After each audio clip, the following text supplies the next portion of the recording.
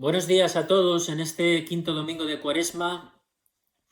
Un saludo y un abrazo para todos, para todas vuestras familias, especialmente de estas parroquias de Revilla de Camargo y de Escobedo.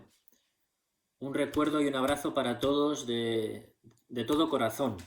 Espero que estemos lo mejor posible en estos días de cuarentena, que también pues remueven toda nuestra vida cotidiana y nos hacen estar en esta situación extraordinaria. Hace algunos años el Papa Francisco tenía una expresión que a mí siempre me parecía sorprendente, ¿no? Decía que estábamos viviendo una tercera guerra mundial a plazos. Y lo dijo en varias ocasiones y en varios foros. Una tercera guerra mundial a plazos. Ayer veía también un vídeo de Bill Gates, que seguramente hayáis visto muchos por las redes, donde él hace 5 años, en una comunicación, retrataba perfectamente hace 5 años cómo estábamos, cómo podía ser una guerra bacteriológica de un virus y cómo se podía establecer y desestabilizar el sistema mundial, económico, social y político. Y retrataba perfectamente lo que estábamos viendo. Es decir, que en los poderosos de este mundo ya había una especie de diseño de cómo podía ser lo que estamos viviendo hoy. La primera guerra mundial del siglo XXI. Una nueva forma de ejercitar la guerra y la destrucción entre los países. Es verdad que la humanidad hace tiempo viene librando muchas batallas, especialmente la batalla del hambre. Los misioneros de África dicen que el virus en África va a suponer mucha más hambre. 100.000 personas mueren de hambre al día, 50.000 de ellas son niños. Es una guerra sistemática, un genocidio sistemático que durante muchas décadas hemos estado sosteniendo. Pero ahora, de manera evidente, vemos con nuestros ojos lo que supone la guerra que ha desencadenado el COVID-19. Una tercera guerra mundial, a plazos. Una nueva forma de ejercitar la guerra.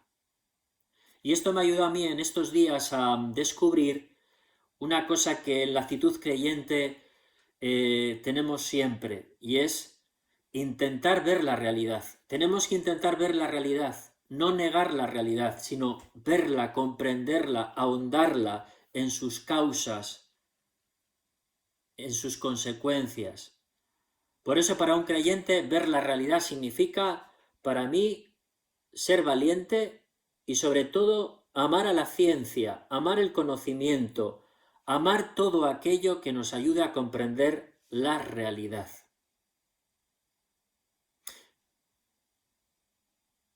Esto nos lo enseña Jesús en el Evangelio hoy.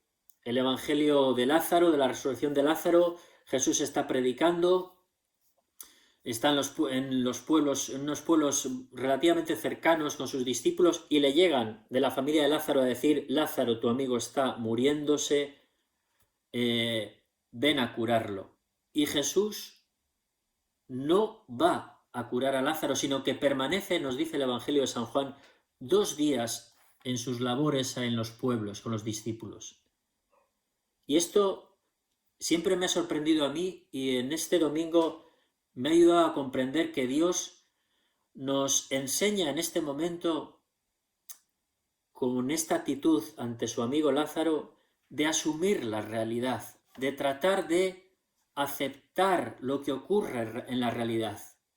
Una realidad que es verdad que no es la que queremos, que no es la que soñamos, que no es la que proyectamos en nuestros sueños, que no es la realidad perfecta de una felicidad perfecta, que es la que es, y la que es con limitaciones.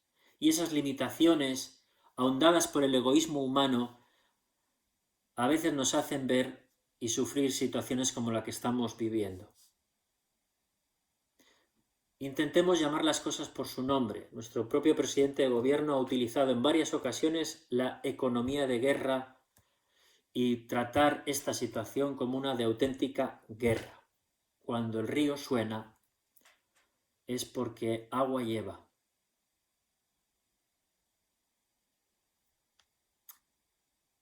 También en este Evangelio Jesús nos enseña que hay otra vida, la vida eterna. La vida eterna que nos enseña Jesús es una vida que podemos experimentar aquí y que la vemos durante nuestra vida en muchos detalles, en nosotros y en los demás. La vida eterna consiste en la capacidad que tiene el ser humano de entregar su vida por los demás. Esa fuerza que hace superar el egoísmo y superar el miedo e introducir nuestra persona y la condición humana en una dinámica de la solidaridad y de la entrega gratuita a los demás, eso se llama la vida eterna. La vida eterna no es lo que hemos soñado siempre después de la muerte,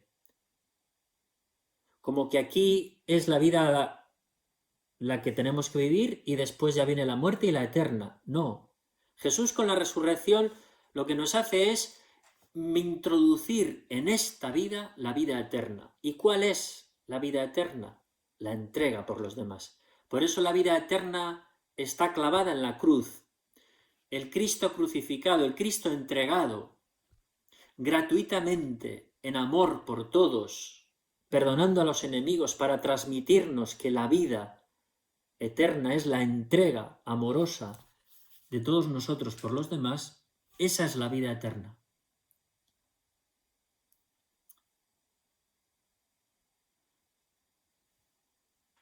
Seguramente estamos ya saturados de mensajes y no quisiera yo saturar más, pero sí compartir con vosotros en este quinto domingo de Cuaresma, asumamos la realidad. Amemos la ciencia y el conocimiento para conocer la realidad, sus causas y sus consecuencias. Abracemos también el egoísmo, la limitación, el afán de poder, de dominio y de egoísmo que tiene la condición humana y que puede desencadenar y ha desencadenado muchas guerras, y esta también la estamos desencadenando, una tercera guerra mundial por etapas.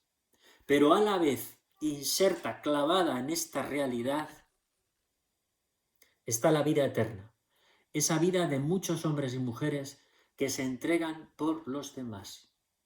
La Eucaristía es la entrega de Dios por nosotros, la vida eterna, que se nos regala, que la podemos comulgar y que al comulgarla entra en nosotros, en nuestros sentimientos, en nuestra voluntad y en nuestra inteligencia, para que esa entrega nos ayude en nuestra inteligencia a comprender la realidad, ciencia, nos ayude en nuestros sentimientos a compadecernos con el sufrimiento, compasión, misericordia, y que ayude a nuestra voluntad a entregarnos en sacrificio por los demás, un sacrificio que la vida eterna nos pide que sea gratuito, a fondo perdido, sin recompensas ni méritos.